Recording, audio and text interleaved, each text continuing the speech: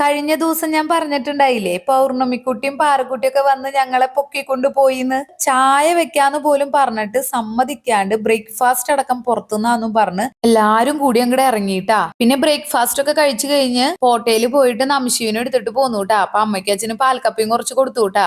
അത് കഴിഞ്ഞ് കുറെ ദൂരം പോയി കഴിഞ്ഞപ്പോഴാണ് ഓർത്ത് ഇനിയിപ്പൊ അവിടെ ചെന്നിട്ട് നല്ല ഫുഡ് കിട്ടിയില്ലെങ്കിലോ എന്ന് വെച്ചിട്ട് ഉച്ചക്കത്തെ ഭക്ഷണം കൂടി കഴിച്ചിട്ട് അവിടേക്ക് കയറാം എന്ന് തീരുമാനിച്ചുട്ടാ. ഇന്ന് നമ്മൾ പോണതേ ചാവക്കാട് മറൈൻ വേൾഡ് അക്വേറിയം കാണാനാണ് കേട്ടാ. ആദ്യമായിട്ടൊന്നും കാണുന്നതല്ല കേട്ടാ. ഈ പിള്ളേര് ഇടയ്ക്കിടയ്ക്ക് പറയും. അതുകൊണ്ട് ഇതിനു മുമ്പ് 2-3 തവണ പോയിട്ടുണ്ട്. അതുപോലെ നമശിവ് സ്കൂളിൽ നിന്നും ടൂർ പോയത് അങ്ങോട്ട് തന്നെയാ. അങ്ങനെ ദേ നമ്മൾ അവിടെ എത്തിയിട്ടുണ്ട്. അവിടെ വലിയ മഴയൊന്നും ഉണ്ടായില്ല കേട്ടാ. വഴിയിൽ ഞങ്ങൾക്ക് നല്ലോണം മഴയൊക്കെ കിട്ടിയിട്ടുണ്ടായി. അപ്പൊ ഞങ്ങൾ വിചാരിച്ചു, ഈശ്വര ഇന്നത്തെ ദിവസം മഴയാണെങ്കിൽ പെട്ടൂലോന്ന് കേട്ടാ. ഭാഗ്യത്തിന് അവിടെ എത്തിയപ്പോ നല്ല വെയിലായിരുന്നു. ഇന്നത്തെ ഈ ഔട്ടിങ് പെട്ടെന്നുണ്ടായ ഒരു പ്ലാനാണ് കേട്ടാ. അതും പ്രശാന്ത് ഏട്ടനെ പ്ലാൻ ചെയ്തേട്ടാ. ബ്രേക്ക്ഫാസ്റ്റ് കഴിച്ചുകൊണ്ടിരുന്നപ്പോ പ്രശാന്ത് ഏട്ടനാ പറഞ്ഞേ, എന്തായാലും ഇന്ന് സൺഡേ അല്ലേ, നമുക്ക് എല്ലാവർക്കും കൂടി കുട്ടികളെയും കൊണ്ട് എങ്ങോട്ടെങ്കിലും പോവാം, ചാവക്കാട് പോവാംന്ന് പ്രശാന്ത് ഏട്ടനാ പറഞ്ഞേട്ടാ. അങ്ങനെ അപ്പൊ രണ്ടും കൽപ്പിച്ച് അങ്ങോട്ട് ഇറങ്ങിയിട്ടാ.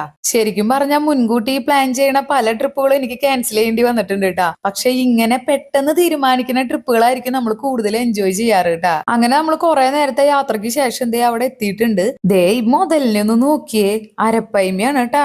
എന്തുറ്റാ സൈസ്. അതുപോലെ അവിടെ കയറി ചെന്ന് കഴിയുമ്പോഴേ ഇതുപോലൊരു സ്പോട്ട് ഉണ്ട് കേട്ടാ. ഇങ്ങനെ കാലൊക്കെ വെള്ളത്തിലിട്ട് ഇരുന്ന് കഴിഞ്ഞാണ്ടല്ലോ ഇവന്മാര് വന്ന് നല്ല മസാജിങ്ങാ. ഈ ഫുഡ് മസാജ് ചെയ്യണ മീനിന്റെ പേരാർക്കെങ്കിലും അറിയെങ്കിൽ ഒന്ന് പറഞ്ഞതാട്ടാ. എനിക്ക് കുറച്ചെണ്ണത്തിനെ വാങ്ങിച്ചിട്ട് നമ്മുടെ ഫ്രണ്ടിലുള്ള പോണ്ടിൽ ഇട്ടാലോ എന്നൊരു ചിന്തയുണ്ട്. എന്താന്ന് വെച്ചാലേ അതിലേക്ക് കാലിട്ട് ഇരുന്ന് കഴിഞ്ഞാൽ അവിടെ നിന്ന് എഴുന്നേക്കാനേ തോന്നില്ല. എന്തൊരു രസമായിട്ട് അവര് നമ്മുടെ ഇങ്ങനെ മസാജ് ചെയ്ത് തരണേന്നാ. ഞങ്ങൾ എല്ലാവരും ഇത്തിരി ബുദ്ധിമുട്ടി അവിടെ നിന്ന് എഴുന്നേറ്റ് പോകുന്നത്. ദീ വരണ മുതലിനെ കാണാനാണ് ഞാൻ ഇത്ര നേരം വെയിറ്റിംഗ് ആയിരുന്നു കേട്ടാ. ഒറിജിനൽ സ്രാവാണ് കേട്ടാ. ഹോ, അതിനൊക്കെ നമ്മൾ നല്ല തൊട്ടടുത്താ കാണതേ. ദേ തെരണ്ടി കണ്ട 2 കളർ ഉണ്ട് കേട്ടാ. അതിന്റെ കുട്ടികളാ ദിവന്മാര്. എന്തൊരു രസമായിട്ടല്ല അവർ അറേഞ്ച് ചെയ്തേക്കണേ. ഈ ഒരു സ്പോട്ട് നല്ല രസാട്ടാ. നമ്മൾ ഈ കടലിന്റെ അടിയിൽ കൂടെ പോണ പോലെ കുറെ മീനുകളായിട്ട്. പക്ഷെ കുറെ മീനൊക്കെ കുറവുണ്ട് കേട്ടാ. ഞങ്ങൾ മുൻപൊക്കെ പോയപ്പോഴേ അതിലൊക്കെ കുറെ മീനുണ്ടായി, വലിയതും ചെറുതൊക്കെ ആയിട്ട്. അതൊക്കെ മാറ്റിയതാണോ കുറഞ്ഞതാണോ എന്തിട്ടാണാവോ. അതുപോലെ ഈ കോഴി കാർപ്പിന് തീറ്റ കൊടുക്കല് ജാനുവിന്റെ ഒരു ഫേവറേറ്റ് പരിപാടിയാട്ടാ. എല്ലാവരും തീറ്റ കൊടുത്ത് മാറിയിട്ടും ജാനു അവിടെ നിന്ന് മാറിയിട്ടുണ്ടായില്ല കേട്ടാ. ഇനി നമ്മള് ബേർഡ്സിന്റെ പാർക്കിലേക്ക് പോണേട്ടാ. അവിടെ തന്നെ ഉള്ളതാണ് കേട്ടാ.